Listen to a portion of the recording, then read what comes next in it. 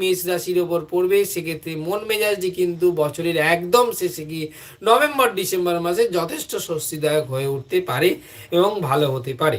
এবার আসা যাক মেষ রাশির প্রতিকার সম্পর্কে, অর্থাৎ কি করলে মেষ রাশির জাতক জাতিকাদের 2026 সালটি একটু হলেও ভালো যেতে পারে। প্রসঙ্গত মঙ্গল গ্রহ হচ্ছে মেষ রাশির অধিপতি গ্রহ। মঙ্গল গ্রহকে বলা হয়, মঙ্গল গ্রহ হচ্ছে ভূমির অধিপতি অর্থাৎ মাটির প্রতীক মঙ্গল গ্রহ। এবং মঙ্গল গ্রহ আর এক যেটাকে বলা হয় শিবের অংশ, অর্থাৎ অঙ্গার গ্রহ বলা হয়, মানে যেটাকে বলা হয় যে শিব দেবাদিদেব মহাদেবের লৌহ অংশ থেকে মঙ্গল গ্রহের উৎপত্তি। সেই জন্য লৌহ মানব হিসেবে করা হয়, অঙ্গার বলে বলা হয়। তো ভূমির প্রতীক হচ্ছে দেবাদিদেব মহাদেবের সঙ্গে এই মঙ্গল গ্রহ অনেকাংশেই যুক্ত থাকে।